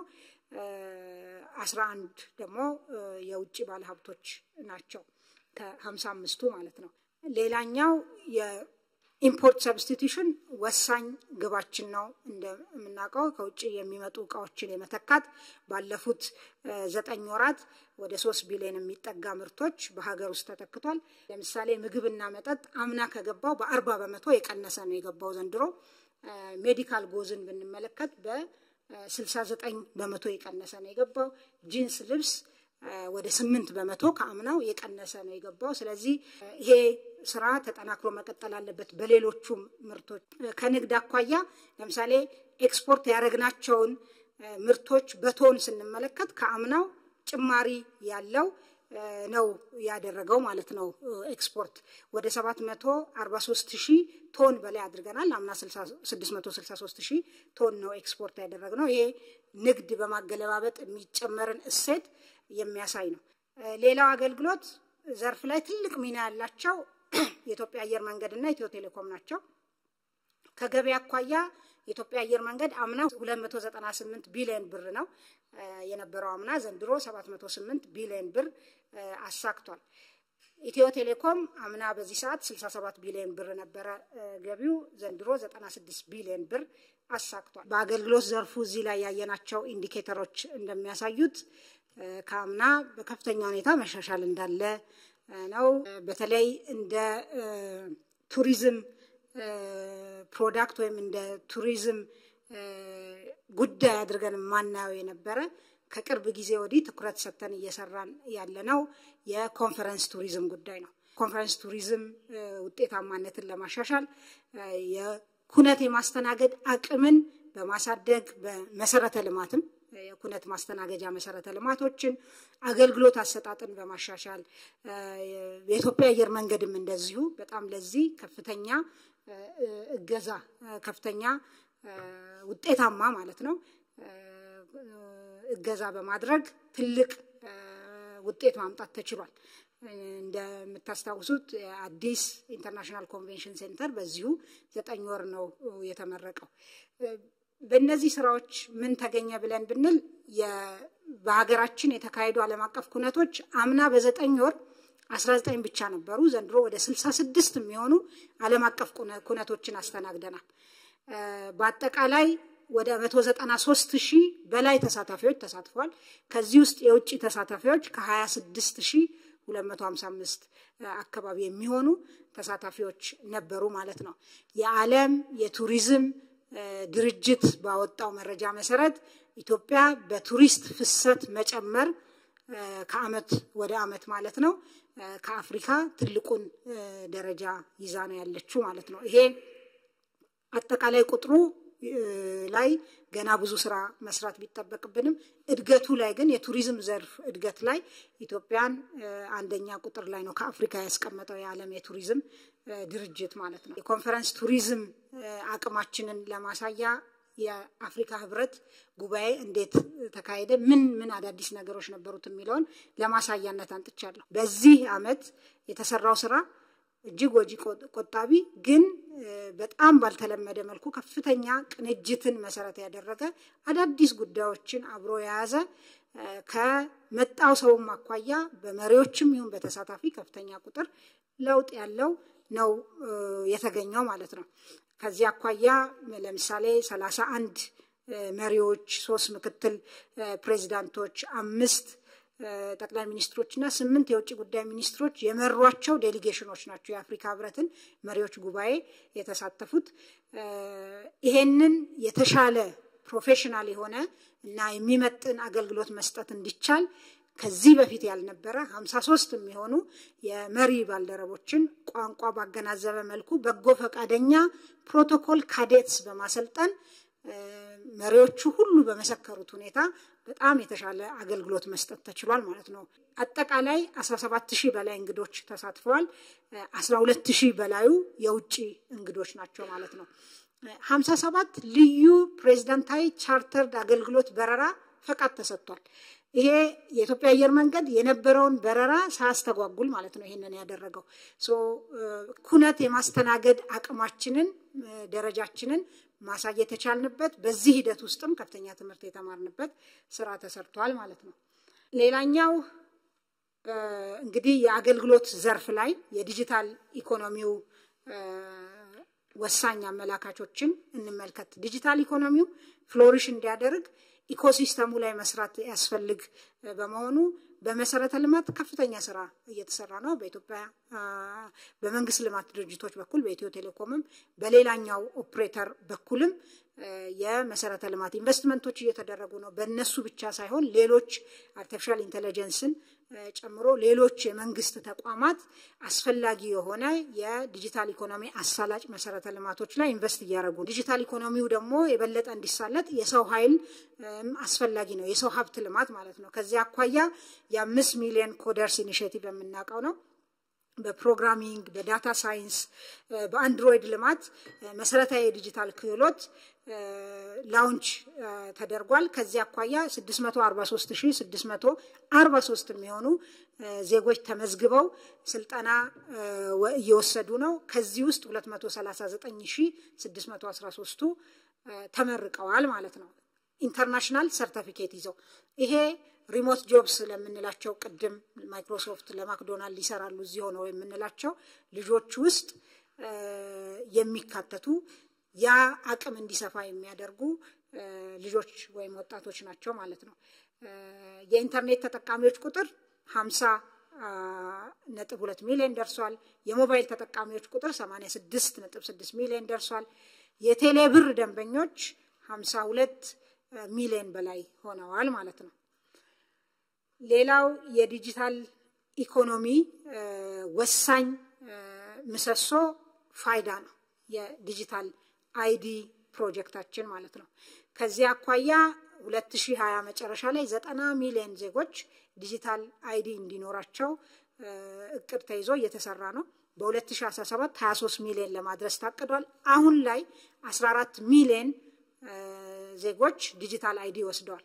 ከ55 በላይ ተቋማት ትስስር በመፍጠር ለሌሎች ተቋማት የመረጃ ምንጭ በመሆንና የማረጋገጥ አገልግሎት ይሄ ኦፊስ እየሰጠ ይገኛል ማለት ነው። የፋይዳ ሌላኛው ፋይዳ ደግሞ ኢትዮጵያን በዲጂታል ኢገቨርንመንት ሪፖርት ላይ በፋይዳ ምክንያት ብቻ በ10 ደረጃ ጃምፕ እንድትዘል አድርጓታል ማለት ነው። እንድትቀድም 10 ሀገሮችን ይሄ የዩኤን ሪፖርት ነው ባለፈው የወጣ እንደምታውቁት። ፋይዳ ይሄን ኮንትሪቢዩሽን አለው። በዚህ ለምሳሌ እንደው ዘርዘር አድርገን አንዳንድ ጉዳዮችን ብናይ በሀገር ውስጥ በለማ ዲጂታል ሲስተም 35 ሚሊዮን ዶላር ወጪ ማስቀረት ተችሏል። በኢትዮጵያ ደረጃ ቅድም እንዳልኩት ከነበረበት በ10 ከፍ ብሏል። ገቢዎች ከፋይዳ ጋር ተሰናስሎ መስራት በመጀመሩ በየአመቱ ላይሰንስ ለማደስ ያወጣ የነበረውን 100,000 ዶላር አስቀርቷል። 33ቱም ባንኮች አሁን ከፋይዳ ጋር እየሰሩ በመሆናቸው የፋይናንስ ሴኩሪቲን ከማረጋገጥ አኳያ የራሱ ትልቅ ሚና ተጫውቷል ማለት ነው። ሌላኛው ፒላር የቢዝነስ አሰራርና ኢንቨስትመንት ምቹ ሁኔታን ከመፍጠር አኳያ እየተሰሩ ያሉ ስራዎች አሉ። ለምሳሌ የሎጂስቲክ ዘርፍ ማሻሻያዎች ለ3 መልቲሞዳል ትራንስፖርት ኦፕሬተሮች ዘርፉ ሊብራላይዝድ ሆኗል፣ ፍቃድ ተሰጥቷል። በኮንቴነር አሽጎ የመላክ ምጣኔን 64% ማድረስ ተችሏል። የመርከቦች የወደብ ላይ ቆይታ 12.6 ቀናት ሆኗል ማለት ነው። ሌላው የንግድ አሰራር ማሻሻያ ነው።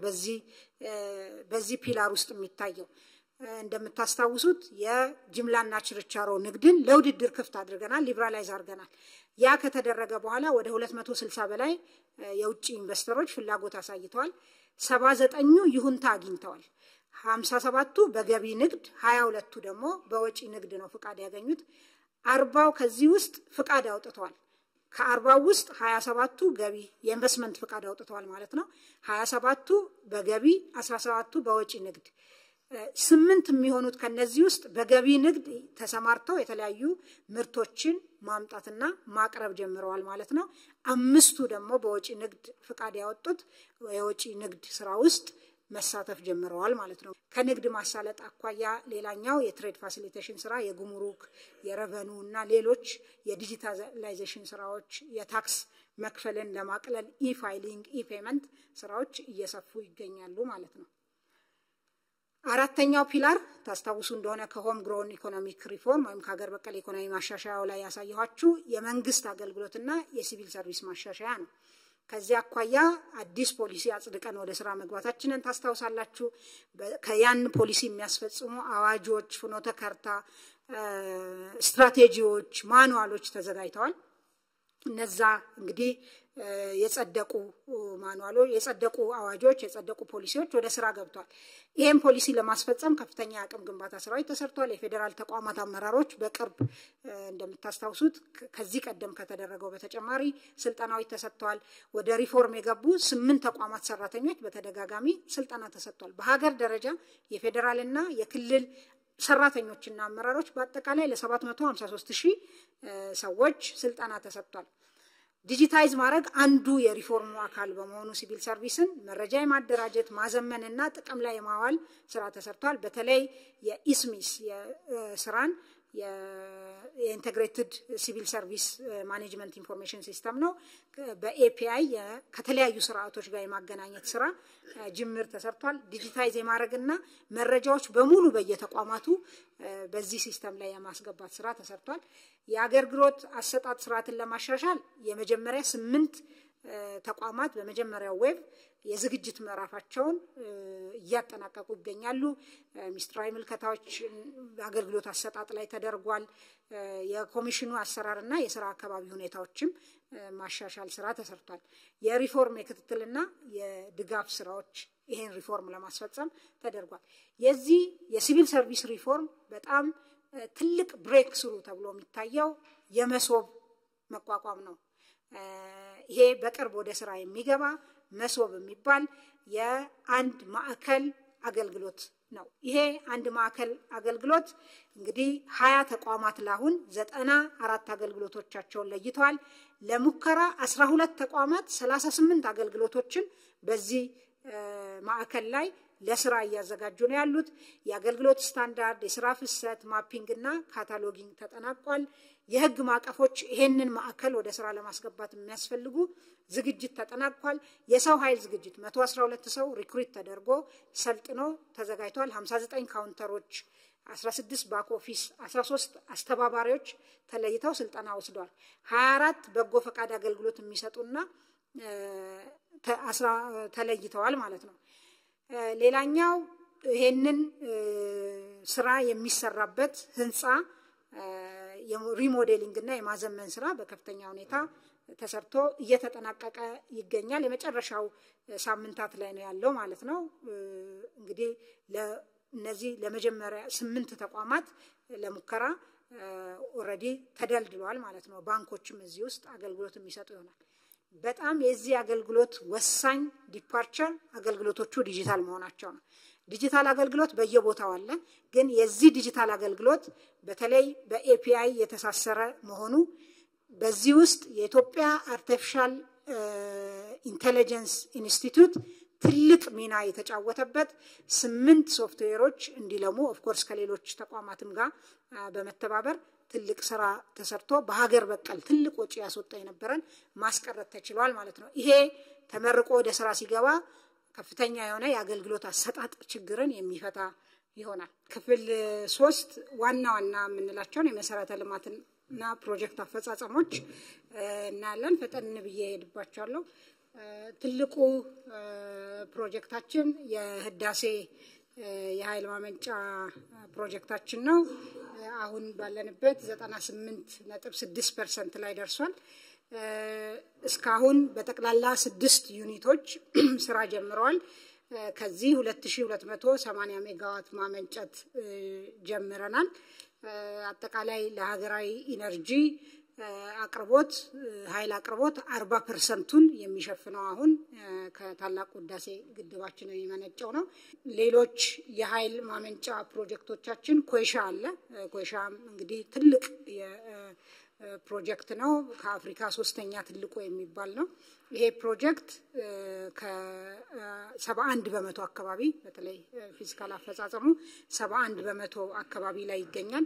በሚቀጥሉት 2 አመታት ተጠናቆ ወደ ስራ እንደሚገባና አሁንም የኢትዮጵያን የኃይል ዝግጁነት የኢነርጂ ዝግጁነት ለኢንዱስትሪያላይዜሽንም ይሁን በአጠቃላይ ለአካባቢውን ቀጠናችንን ፓወር ከማድረግ ከዛም ባሻገር ለመሄድ የምናደርገው ጉዞ ትልቅ አቅም እንደሚሆን የሚታሰብ ፕሮጀክት ነው። ሌላው የንፋስ ፕሮጀክቶች አሉን 2 አይሻ እና አሰላ። እነዚህ ፕሮጀክቶች አይሻ 84% ደርሷል። አሰላ ደግሞ 82% ደርሷል አፈጻጸማቸው ማለት ነው። ሌላው ትልቅ ፕሮጀክት ሳይጠቀስ መታለፍ የሌለበት አዲሱ የኤርፖርት ከተማ ግንባታ ፕሮጀክት ነው። አሁን ባለንበት ከ30 ቢሊዮን ብር በላይ በሆነ ኮንትራክት በ8 ሎት የግንባታ ቦታውን የማዘጋጀት ስራ እየተሰራ ይገኛል። የኤርፖርት ከተማው የዲዛይን ስራ የማጠናቀቅና ሀብት የማሰባሰብ ስራ በስፋት እየተሰራ ይገኛል ማለት ነው። ሌላ ፕሮጀክቶች እንግዲህ በርካታ በሀገራችን በተለያዩ አካባቢዎች ያሉ የመኖሪያ ቤት ፕሮጀክቶች ናቸው። ባለፉት 9 ወራት እንደ እቅድ 319406 ቤቶች ለመገንባት እቅድ ተይዞ ነበር። አፈጻጸሙ የዚህ 86% ወይም 275411 ቤቶች ተገንብቷል። ይሄ እንግዲህ በተለይ ከመኖሪያ ቤት አቅርቦትና ከቤት ግንባታ አኳያ ትልቅ የአሰራር ለውጥ መኖሩን እናውቃለን።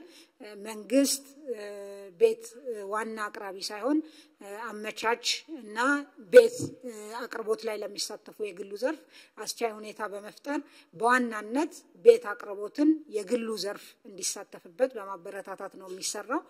እንግዲህ ባለፉት 9 ወራት በግሉ ዘርፍ በማህበርም በሪል ስቴት ግለሰቦችም የሰሩትን ቤት ጨምሮ 252656 በእቅድ ተይዞ 205038 ቤቶች ተሰርቷል። በመንግስት አስተባባሪነት ይሄ እንግዲህ ለአቅመ ደካማ ምንሰራቸውን ቤቶች ጨምሮ ማለት ነው 37304 አዳዲስ ቤቶች ተሰርተዋል ማለት ነው። የገጠር የልማት ማዕከላትም ላይ በፖሊሲ ድጋፍም በደረጃ በስታንዳርድም ድጋፍ ይደረጋል በሚመለከተው መስሪያ ቤት በኩል። በዚህ እንግዲህ በእነዚህ ገጠር ማዕከላት 33000 በላይ ቤቶች ተሰርተዋል ተገንብተዋል ማለት ነው። ሌላው ፕሮጀክት እንግዲህ የከተማ ሪሃቢሊቴሽን የከተማ መልሶ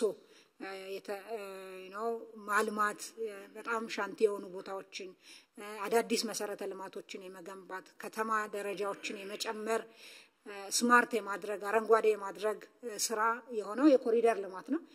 አዲስ አበባ እንደምታውቁት በ8 ኮሪደሮችና በ65 ሌሎች ከተሞች የሚታይ ውጤት ያላቸው ስራዎች እየተሰሩ ይገኛሉ። አዲስ አበባ ሁለተኛው ኮሪደር ሁለተኛው ፌዝ የኮሪደር ስራ በመጠናቀቅ ላይ ይገኛል። ከዛ በተጨማሪ ጎንደር፣ ጅማ፣ ቢሾፍቱ፣ ባህር ዳር፣ ሐረር፣ ሐዋሳ፣ ጅጅጋ፣ አርባ ምንጭ፣ ድሬዳዋ ከተሞች በደንብ የሚታይ የኮሪደር ልማት ስራ እየሰሩ ያሉ አካባቢዎች ናቸው። ሌሎችም ከተማዎች ጅምር ቢሆንም የኮሪደር ልማቱ ስራ በየአካባቢው እየተጠናከረ መሆኑን ያሳያል። የኮሪደር ልማት እንዲሁ የማሳመር የማስፋት ብቻ ሳይሆን በከተማው ውስጥ ለሚኖሩ ዜጎች አካታችነትን የሚያረጋግጥ ሰስቴነብል የሆነ ከተማና ሰስቴነብል ኮሚኒቲስ የመፍጠር ዓላማ ያለው ነው ማለት ነው። እንዲሁ ከምናየው ኮንስትራክሽን ባሻገር በርካታ ጉዳዮች አሉት በኮሪደር ልማት ውስጥ። ሌላው በመሰረተ ልማት ውስጥ የሚታየው የአዲስ መንገዶች ግንባታና የፍጥረት መንገድን ጨምሮ ነው። በ2017 9 ወራት ውስጥ 385 ኪሎ ሜትር መንገዶች ተሰርተዋል ማለት ነው። ወደ 123 የሚሆኑ ፕሮጀክቶች ናቸው ያሉት። እነዚህ ፕሮጀክቶች በተለያየ አፈጻጸም ደረጃ እና በተለያየ ሀገሪቱ አካባቢዎች ያሉ ናቸው። የፈጣን መንገዶችን ለብቻ ከኢኮኖሚያዊ ጠቀሜታቸው አኳያ ለይቶ ለማየት የዝዋይ ባቱ አርሲ ነገሌ መንገድ አጠቃላይ 57 ኪሎ ሜትር ነው። ከዛ ውስጥ 49 ኪሎ ሜትሩ ተጠናቋል። የአርሲ ነገሌ ሐዋሳ መንገድ ደግሞ አጠቃላይ የፍጥነት መንገድ ነው 52 ኪሎ ሜትር ነው። 33.5 ኪሎ ሜትሩ ተጠናቋል። አዳማ አዋሽ የፍጥነት መንገድ የመጀመሪያው ሎት አዲስ የተጀመረ ነው። 61 ኪሎ ሜትር አካባቢ ነው። 22 ኪሎ ሜትሩ ተጠናቋል ማለት ነው። ሌላው የመሰረተ ልማት ስራ የመስኖ መሰረተ ልማት ነው። እንግዲህ ከዚህ አኳያ በርካታ የመስኖ ፕሮጀክቶች አሉን። ያለቁ ፕሮጀክቶች ሁለተኛው ፌዛቸው ወይም ሁለተኛ ሎት ዋናው ግድብ ከተገነባ በኋላ አውታሮቹን የመገንባት ተርሸሪ ሰከንደሪ ካናሎችን የመስራት ስራ በስፋት እየተሰራ ይገኛል። እዚህ እንደው የተወሰኑ ፕሮግረስ ያደረጉ የመስኖ ፕሮጀክቶችን ያመጣሁት መገድ እንግዲህ 2016 መጨረሻ ላይ 60% ነበረ። አሁን 66% አፈጻጸም ደረጃ ላይ ይገኛል። በአመቱ ግን በ9 ወሩ ከተያዘለት እቅድ በላይ ነው። በ9 ወሩ 3.26% የመጨመር ነበር የታቀደው፣ ወደ 5.69% ተጨምሯል። ከዛ ውጪ ወልመል ሎት 1 እና 2 ጨልጨል ሎት 1 እና ጨልጨል ሎት 2 በጣም አዋጪ ከምንላቸው ፕሮጀክቶች ውስጥ ናቸው። በአዋጭነታቸው ትልቅ ዋጋ ያላቸው ፕሮጀክቶች ናቸው። እነዚህ ፕሮጀክቶችም ሁለቱም በጣም በጥሩ ሁኔታ እየሄዱ ነው ያሉት። ጨልጨል በተለይ ሎት 2 100% ኦልሞስት ተጠናቋል። በቅርብ የሚመረቅ ፕሮጀክት ነው ይሄ ማለት ነው። ወልመልም ሎት 1 ጥሩ ደረጃ ላይ ይገኛል። ከዛ ባለፈ ጎዴ ኦልሞስት የተጠናቀቀ ነው። ከሰም ተንዳው ግድብ እና የዱብቲ ዳይክ ስራዎች እንደዚሁ ጥሩ እንቅስቃሴ ላይ ነው የሚገኙት ማለት ነው።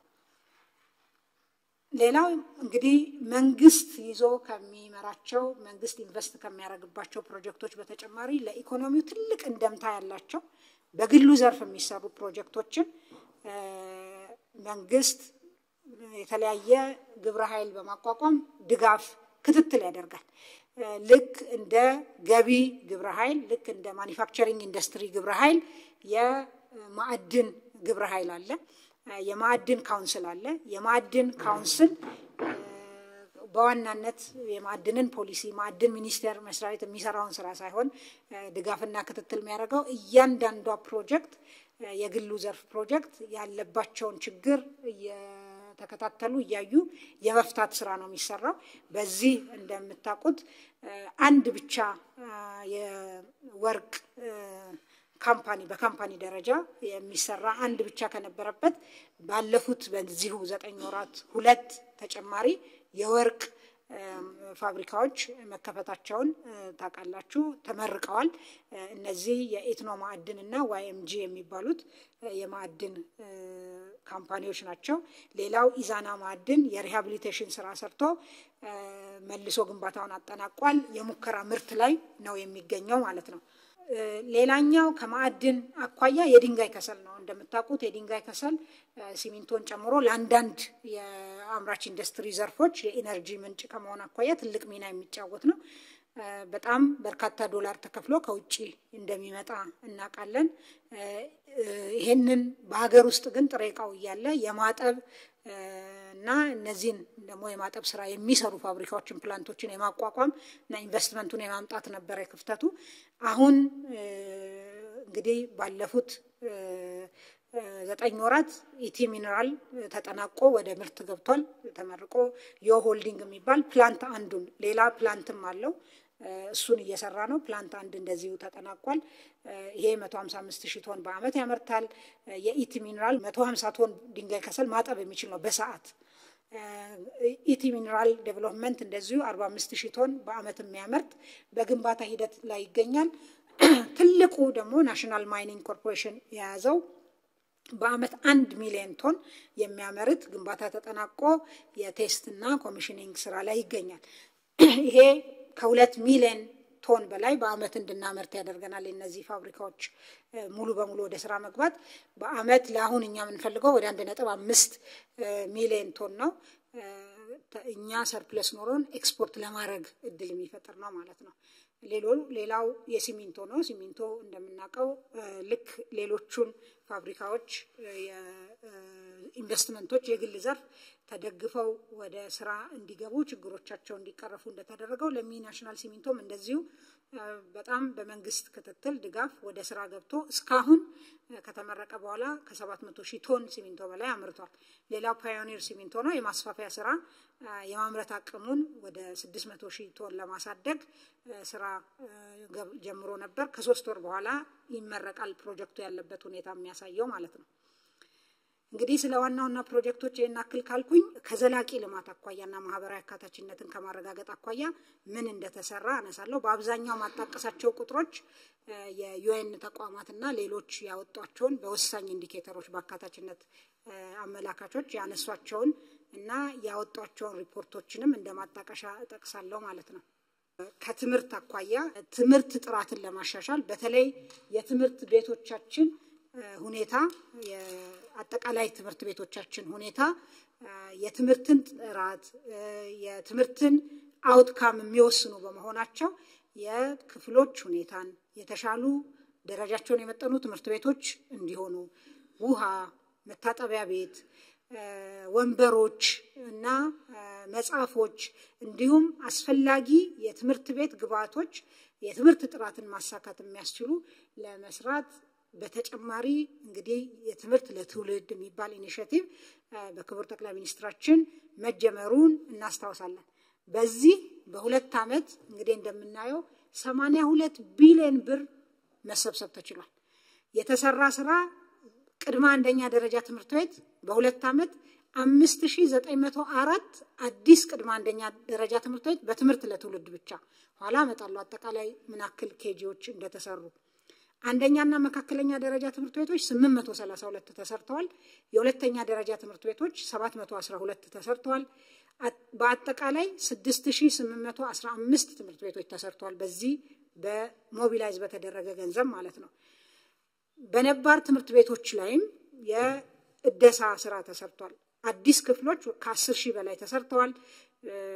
መታጠቢያ ቤቶች፣ የውሃ ተቋማት በሺዎች የሚቆጠሩ ተገንብቷል። እድሳት የተደረገላቸው ትምህርት ቤቶች በአጠቃላይ ወደ 22,343 ናቸው። ተጨማሪ 26,793 የተማሪዎች ወንበር ወይ መቀመጫ በዚህ በትምህርት ለትውልድ በተሰበሰበ ገንዘብ ተሰርቷል። ሌላው በተጨማሪ ከትምህርት ለትውልድ ውጪ በፌደራል ትምህርት ሚኒስቴር የልማት አጋሮችን በማስተባበር 162 ትምህርት ቤቶች ግማሹ ተጠናቆ የማረካከብ ስራ ተሰርቷል። እንደምታውቁት የፌደራል መንግስት አጠቃላይ ትምህርት ላይ በህጉ መሰረት አይሳተፍም፣ መሳተፍም ግዴታ የለበትም። መሰረተ ልማቱ ላይ ግን ያሉ ክፍተቶችን ለመሙላት እና የትምህርት ጥራትን ስታንዳርድ ሴትም ለማድረግ እንዲቻል እነዚህ ትምህርት ቤቶች እየተሰሩ ነው። ለምሳሌ 51ኛ ደረጃ ትምህርት ቤት ተጠናቀው ለሚመለከተው ተረክበዋል። 31 ሞዴል ትምህርት ቤቶች በስራ ሂደት ላይ ይገኛሉ። 16ቱ አክቹዋሊ ኮንስትራክሽን ስራ ውስጥ ገብተዋል። 15ቱ ኮንትራት እየተሰጠ ነው ያለው ማለት ነው። 10 በጦርነት የፈረሱ ትምህርት ቤቶች እየተሰሩ ነው፣ ተሰርተዋል፣ ተጠናቀዋል። 8 አዳሪ ትምህርት ቤቶች እንደዚሁ ማለት ነው። እና እንግዲህ በትምህርት ጥራትን ከማስጠበቅ ተደራሽነትን ከማስፋፋት አጠቃላይ ማህበራዊ አካታችነት ከማረጋገጥ አኳያ ትምህርትን የመሰለ ኢንቨስትመንት የለም። ከዚህ አኳያ መንግስት ከፖሊሲም ባሻገር በተለያዩ አማራጮች ትምህርት ተደራሽነትን ለማስፋት እየተሰራ ነው ማለት ነው። ሌላው እንግዲህ ይሄ ከ2018 በኋላ ያለ ለውጥ ነው። እንደምታውቁት መንግስት በአጠቃላይ ትምህርትም በተለይ ደግሞ በፕሪ ፕራይመሪ ኤዱኬሽን በመንለው ቅድመ አንደኛ ደረጃ ላይ በፖሊሲው ያልነበረ ነው። በአዲሱ ፖሊሲ የቅድመ አንደኛ ትምህርት በሁሉም አካባቢ መሰጠት አለበት። በተለይ የትምህርት አውትካምን በከፍተኛ ሁኔታ ይወስናል። የኤርሊ ቻይልድሁድ ዴቨሎፕመንት ላይ ትልቅ ሚና የሚጫወት በመሆኑ እዚህ ላይ ትኩረት ሰጥቶ ሲሰራ ቆይቷል። ከዚህ አኳያ ባለፉት 5 ዓመታት 35,322 ትምህርት ቤቶች ተሰርቷል። ይሄ እንግዲህ ቅድም ያልኳቸው ጋር ሲደመር ይሄ ከፍ ያለ ቁጥር ይሆናል ማለት ነው። በተለይ በዚህ የተሰራውን ስራ የተለያዩ ተቋማት እዚህ ላይ እንደምትመለከቱት ዓለም ባንክም በጣም ሪኮግናይዝ ያደርጋል። ፕሪ ፕራይመሪ ኤዱኬሽን ላይ ኢንቨስት ማድረግ መጀመራችን ለፊውቸር እንግዲህ ሀገራችንን የሚቀበሉ ትውልዶች የተሻሉ እንዲሆኑ እድል የሚሰጥ ነው። የትምህርት ቤት ምገባ ሌላው ነው። as we speak 6.3 ሚሊዮን ተማሪዎች በአገሪቷ በአጠቃላይ በቀን 2 በትምህርት ቤት ይመገባሉ። ሌላው እንደ ኢንዲኬተር እንደ ውጤት አመላካች የምናየው ንጥር ተሳትፎ ይባላል። የትምህርት ተሳትፎ የፕሪ ፕራይመሪ ወይም የቅድመ አንደኛ ንጥር ተሳትፎ በአጠቃላይ 45% ደርሷል። ይሄ እንግዲህ በግል ብቻ አቅም ያለው ልኮ የሚያስተምር ከነበረበት የመንግስት በመጨመሩ የመጣ ምርታ ነው ማለት ነው። እና ይሄ አንዱ ትልቅ የማህበራዊ አካታችነት ፒላር ነው ብለን ነው የምንወስደው። አጠቃላይ ከአንደኛ እስከ 8ኛ ክፍል ንጥር ተሳትፎም የኮቪድ ጊዜ በክላይሜት ቼንጅ በኮንፍሊክት ትንሽ ይካፕ አጋጥሞት እንደገና ፒክ ማድረግ ጀምሯል። እንደምታዩት የ2016 መረጃ ነው ይሄ። የ17 ተጠናቆ ይወጣል።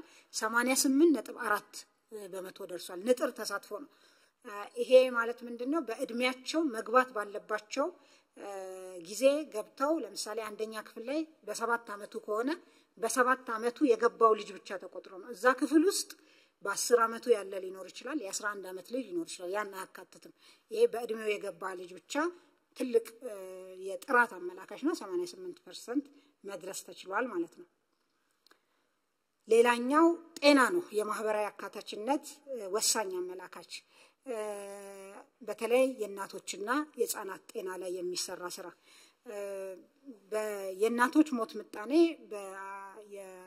የተባበሩት መንግስታት የሰስቴናብል ዴቨሎፕመንት ጎል ዘላቂ የልማት ግቦች ላይ የተቀመጠ ግብ አለ በ2030 መሳካት ያለበት። እዛ ላይ ከመድረስ አኳያ ኢትዮጵያ እያደረገች ያለችው በጣም ጥሩ እንቅስቃሴ መሆኑን የሚያሳይ ሰሞኑን የወጣ የዩኤን መረጃ እንደሚያሳየው 412 ከ1000 ላይቭ በርዝስ የነበረ የሞት ምጣኔን ወደ 195 ማውረድ ተችሏል። ይሄ የ2015 ነው። በቅርብ ደግሞ ተጨማሪ መረጃ የሚወጣ ይሆናል። ይሄንን በጣም በዓለም አቀፍ ደረጃ ሪኮግኒሽን ያገኘ እንግዲህ ሰሞኑንም አይታችሁ ከሆነ ሶሻል ሚዲያ ላይ የነበረ ሪፖርት ነው የዩኤን ሪፖርት ላይ ማለት ነው። ኢትዮጵያ ይሄን እቅድ ልታሳካ እንደምትችልም ማሳያ ነው። ሌላው የህፃናት ሞት ምጣኔ ነው። ከመቀነስ አኳያ ከ1000 ላይቭ በርዝስ 67 ከነበረበት በ2015 47 ደርሷል። ይሄ ፈርዘር እየቀነሰ መሄድ የሚኖርበት ነው። በዚህ ዘርፍ ላይ የሚደረገው የጤና ተቋማት ተደራሽነት ከፍተኛ ለውጥ ነው ያመጣው። በጤና ጣቢያ፣ በጤና በክሊኒክ፣ በሆስፒታል መጀመሪያ ደረጃም ሁለተኛ ደረጃ ሆስፒታሎችም ቁጥር በከፍተኛ ሁኔታ ጨምሯል። ያ ተደራሽነት እነዚህን የሞት ምጣኔዎችን ለመቀነስ ትልቅ ሚና ነበራቸው ማለት ነው። ሌላኛው የአገራዊ ንጹህ መጠጥ ውሃ ነው። እንግዲህ አንዱ ውጤት የዜጎችን የኑሮ ሁኔታ እና ጥራት ከሚያሻሽሉ ነገሮች ውስጥ የውሃና የኢነርጂ ተደራሽነት ነው። እዚህ ጋር የውሃ እንግዲህ ተደራሽነትን ስናይ 69% ደርሷል። አጠቃላይ ናሽናል የውሃ የንጹህ መጠጥ ውሃ ተደራሽነት። ሌላው የማህበራዊ አካታችነት ማሳያ እንግዲህ የተለያዩ የህብረተሰብ ክፍሎችን በተለይ ተጋላጭ የሆኑ የህብረተሰብ ክፍሎች ተሳትፎን ተጠቃሚነትን የሚያረጋግጡ ስራዎችን ውጤታማነት የሚለካ ነው። ከዚህ አኳያ የጾታ ምጥጥን የጀንደር ጋፕ ኢንዴክስ ይሄም የኢንተርናሽናል መለኪያ በዓለም አቀፍ ተቋማት የወጣ ነው። 2015 ላይ ከነበረበት 0.64 2023 ላይ 0.711 ደርሷል። በዚህም ኢትዮጵያ ግሎባል ራንኳ በ2015 124ኛ ሀገር ነበረች። አሁን በ2023 ላይ 75ኛ ሆናለች። ይሄ ኢንዴክስ የሚያየው በኢኮኖሚ ተሳትፎና ተጠቃሚነትን፣ በማህበራዊ ጉዳይ ተጠቃሚነትን፣ አካታችነት ምን ያክል ተረጋግጧል የሚለውንና ፖለቲካዊ ተሳትፎን የሚመለከት ነው። በእነዚህ ኢንዴክስ ኢትዮጵያ ጥሩ አፈጻጸም ያሳየች መሆኑን ያሳያል ግሎባል ራንኩ። ሌላኛው ከዘላቂ ልማት ማህበራዊ አካታችነት አኳያ የምናየው ለዜጎች ምቹ የሆነ ከተማን መፍጠር ሰስቴናብል የሆነ ሲቲ ሰስቴናብል ኮሚኒቲ ብለው ያስቀመጡትን ግብ ከማሳካት አኳያ እየተሰሩ ያሉ ስራዎች ነው። ለማሳያ ሌላ ጋር የተሰራው እንዳለ ሆኖ በቁጥር በቅርብ ስላለኝ ያመጣሁት በአዲስ አበባ ብቻ ባለፉት 2 የኮሪደር ስራዎች 28 የስፖርት ማዘውተሪያ ቦታዎች በየአካባቢው ተሰርተዋል ማለት ነው። ይሄ የዜጎችን የኑሮ ጥራት የኑሮ ሁኔታ ከማሻሻል አኳያ ትልቅ ሚና የሚጫወት ነው። ፓርኮች በነፃ ለዜጎች ኦፕን ስፔሶች ፓርክና ፕላዛ ከ193 በላይ ተገንብተዋል ማለት ነው። በህፃናት መጫወቻዎች 66 አካባቢ ተገንብተዋል። ይሄ በአጠቃላይ በከተማ ውስጥ ለዜጎች ምቹ ሁኔታ ከመፍጠር አኳያ አካታች ከመሆን አኳያ ትልቅ ሚና የሚጫወት ነው። ሳልጠቅስ ማላልፈው ባለፉት 6 ዓመታት የአቅመ ደካማ ቤቶችን የማደስ በየክልሉ ከክብር ጠቅላይ ሚኒስትራችን ጀምሮ የተወሰደው ኢኒሼቲቭ በአጠቃላይ ከ170 ሺህ በላይ ቤቶች ተገንብተው ለተጠቃሚዎች ተላልፈዋል። በአዲስ አበባ ብቻ ባለፉት 9 ወራት በመልሶ ማልማት 8672 ቤቶች ተገንብተዋል ማለት ነው በ9 ወር ብቻ። ሌላኛው እንግዲህ የማህበራዊ አካታችነትና በአጠቃላይ የሉዓላዊነትና የአይበገሬነት መሰሶ አድርገን የወሰድነው ሰብአዊ ድጋፍን በራስ አቅም የመሙላት አዲሱ እይታ ነው። ለዚህ አዲስ ፖሊሲ አዲስ ህግ አገር በቀል አቅም ለመገንባት 5 ፒላሮች ያሉት እቅድ ታቅዶ ወደ ስራ ተገብቶ ነበር። 5ቱ ፒላሮች እንደምታስታውሱት የመጠባበቂያና የዕለት ደራስ ክምችት በራሳችን ስትራቴጂክ ሪዘርቭ የመያዝ፣ የአደጋ ስጋት ምላሽ ፈንድ ማደራጀት፣ ሰብአዊ ድጋፍ ማከማቻ መጋዘኖችን ማስፋፋት እና ጥራታቸውንና ደረጃቸውን የጠበቁ ማድረግ፣ ቅጽበታዊ አደጋዎች አገልግሎት ማደራጀት፣ የቤተሰብ ኃላፊነትና የማህበረሰብ አጋርነትን በዚህ ውስጥ በደንብ ሞቢላይዝ አድርጎ መጠቀምን የሚል ነው። እንግዲህ አሁን ዓለም ያለበት ሁኔታ ቅድም እንዳልኩት የልማት አጋርነት ኦፊሻል ዴቨሎፕመንት አሲስታንስ በደንብ ጎልቶ ችግሩ እየወጣ ያለው አሁን ቢሆንም ይሄን እኛ ቀድመን ህዝባችንን በሚሊዮኖች የሚቆጠሩ ዜጎችን አወያይተን ወደ ስራ ገብተናል ማለት ነው። ይሄን እንግዲህ ከአመት በላይ የሆነው ኢኒሺዬቲቭ ነው። ከዚህ አኳያ ምን ውጤቶች ተገኙ የሚለው በየክልሉ መሬት እንዲለይ ይሄ ስትራቴጂክ ሪዘርቭ የሚመረትበት መሬት እንዲለይ በተደረገው መሰረት እስካሁን ከሚጠበቀው 40% መሬት ተለይቷል። ወደ 101,221 ሄክታር መሬት ማለት ነው። በ5% አካባቢ ላይ ተዘርቶ 1 ሚሊዮን ኩንታል ለስትራቴጂክ ሪዘርቭ እንግዲህ ያልነበረን ነው ማምረት ተችሏል። የአደጋ ምላሽ ፈንድ በሚመለከት በ11 ክልሎችና ከተማ አስተዳደሮች ህጋዊ አሰራር ካውንስላቸው አጽድቀው አዘጋጅተዋል። መደበኛ የሰብአዊ ድጋፍ 9 ክልሎች በራሳቸው አቅም ፍላጎታቸውን እየሸፈኑ ነው ማለት ነው። የሰብአዊ ድጋፍ ፈላጊ ቁጥር ባለፉት 5 ዓመታት እንግዲህ በተደረገው የማጣራት ስራ በ86% ቀንሷል። እንግዲህ አጠቃላይ የዘላቂ ልማትን የማሳካትና ማህበራዊ አካታችነትን እንዲሁም ሁለንተናዊ ሉዓላዊነትን ከማረጋገጥ አኳያ እነዚህ ስራዎች ማሳያ ናቸው። 5ኛው ክፍል አስቻይ ሁኔታ እንግዲህ ቀደም ስነሳም እንዳልኩት ልማት ኢኮኖሚ ልማትን ለማሳለጥ የሰላም የዲፕሎማሲና አጠቃላይ የትብብር ቀጠናዊ የሚሆን ዓለም አቀፋዊ ትብብር ሁኔታዎች በጣም ወሳኝ ናቸው። ከዚህ አኳያ ባለፉት 9 ወራት ምን ተሰሩ የሚለውን ስንመለከት እንግዲህ በተሰሩ የፖለቲካ የድርድርና የህግ ማስከበር ስራዎች ከዚህ ቀደም የሰላም እጦት የነበረባቸው አካባቢዎች የተሻለ ሰላም መገኘት መቻሉ በርካታ ማሳያዎች አሉ። እንግዲህ በአማራና በኦሮሚያ እንዲሁም በሌሎች ክልሎች ታጣቂ ኃይሎች የመንግስት ጥሪን ተቀብለው እየገቡ መሆኑ አንዱ ማሳያ ነው። ሀገራዊ ምክክር ከትግራይ ክልል ውጪ በሁሉም ክልሎች መካሄዱ በተለይ ደግሞ በአማራ ክልል በቅርብ መካሄዱ በዛ ክልል ያለው የጸጥታ ሁኔታ የተሻለ እየሆነ የሄደ መሆኑን ማሳያ ነው። የትግራይ ክልል ጊዜያዊ አስተዳደር እንዲራዘምና መልሶ እንዲቋቋም መደረጉ ትልቅ ሚና የተጫወተ ነው። ቀጠናዊ ሁኔታችንን ስንመለከት እንግዲህ በቀጠናችን ዘርፈ ብዙ የፖለቲካ እና የጸጥታ ቀውስ የሚያስተናግድ ቀጠና ነው። ግን ባለፉት አመታት በሀገራችን ውስጥ የተፈጠሩ ችግሮች ተፈጥሮ የነበሩ ቻሌንጆችን መሻገርና አሁን ባለንበት ሁኔታ ላይ መድረሳችን ኢትዮጵያን አሁንም የመረጋጋትና የሰላም ማዕከል ለቀጠናው መረጋጋት ወሳኝ ሚና የምትጫወትና ሚና ተስፋ የሚጣልበት ሀገር መሆኑን ማስረገጥ ይቻላል ማለት ነው። እንግዲህ ፕሬዘንቴሽኔ ሳጠቃልል በቀጣይ ትኩረት የሚሹ ጥቂት ነገሮችን ላንሳ። እንግዲህ የዓለም አቀፍ የንግድ ጦርነት ተጽዕኖ እና እድልን ያገናዘበ ፈጣን የፖሊሲና ተግባራዊ ምላሽ መስጠት ያስፈልጋል።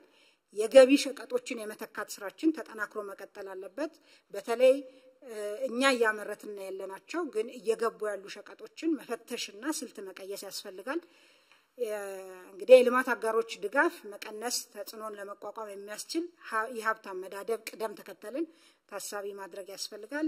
በጥብቅ የፊስካልና የገንዘብ ፖሊሲ ማዕቀፍ የካፒታል ገበያ አማራጭ የፋይናንስ አቅራቢነትን ማጠናከር ቅድም እንዳየነው 500 ቢሊዮኑ አይነት መንግስትም የሚገዛው ትሬጀሪ ቢል በዛው ቢሳለጥ የተሻለ ውጤት ያመጣል። የዋጋ ግሽበት ክልላዊ ገጽታዎች አሉት፣ ቫሪያቢሊቲዎች አሉት። ያን መሰረት ያደረጉ የምርትና የንግድ እሴት ሰንሰለት ማሻሻያዎችን ማድረግ ያስፈልጋል።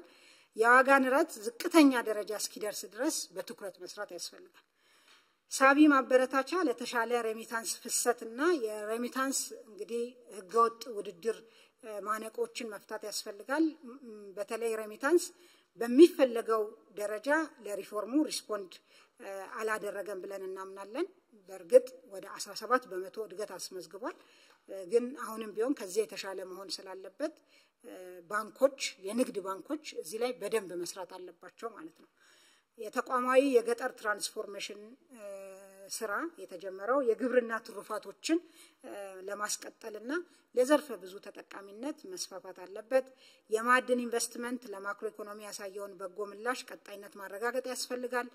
ንዑስ ኢንዱስትሪ ተኮር ዘርፈ ብዙ ድጋፍ ለተሻለ የማኒፋክቸሪንግ ምላሽ ሰጭነት አሁን ማኒፋክቸሪንግም ምላሹ ከአምናው የተሻለ እድገት ቢያስመዘግብም በኤክስፖርትም ቀሪ ስራዎች አሉ። እነዛን አጠናክሮ አሁን የተጀመረው የድጋፍ ስራ መጠናከር አለበት። የፋይናንስ አማራጮች በተለይ ለመሰረተ ልማትና ለቤት ልማት በደንብ መጠናከር አለበት። የሲቪል ሰርቪስ ሪፎርም ስራዎች የቶሎ ውጤት የሚገኝባቸው እርምጃዎችን አሁንም ማስፋት፣ የሚነሱ የታክስ አስተዳደር ጉዳዮች ላይ በትኩረት መስራት ያስፈልጋል። የታክስ ፖሊሲ ማሻሻያዎች፣ የታክስ አስተዳደርን ማዘመን፣ ብልሹ አሰራሮችን እየፈቱ መሄድ ይጠይቃል ማለት ነው። የተጀመረው ሪፎርም የሚፈልገውን ዘላቂ ውጤት እንዲያመጣ አጠናክሮ መቀጠል፣ በተደረገው የሪፎርም መጠን ምላሽ ያልሰጡ እንደ ሬሚታንስ የውጭ ኢንቨስትመንት ላይ ትኩረት አድርጎ መስራት፣ ኤክስፖርትም የተወሰኑ የምርት አይነቶች ምላሽ በሚፈልገው መጠን ያልሰጡ አሉ። እነሱም እንደዚሁ ላይ ስራ መስራት ይጠይቃል። በማኒፋክቸሪንግ፣ በገቢ፣ በማዕድን ላይ በቅንጅት የተሰሩ እና ውጤት የታየባቸው ስራዎች ወደ ሌሎች ዘርፎች ማስፋት ያስፈልጋል። ሌላው የተጀመረው የፖለቲካ ስራና የህግ ማስከበር ተግባር አስተማማኝ የጸጥታ ሁኔታ እስኪፈጠር መጠናከር ይኖርበታል። ሀገራዊ ምክክር ደግሞ በተሳካ ሁኔታ በሁሉም አካባቢ እንዲጠናቀቅ ያስፈልጋል ማለት ነው። በጣም አመሰግናለሁ።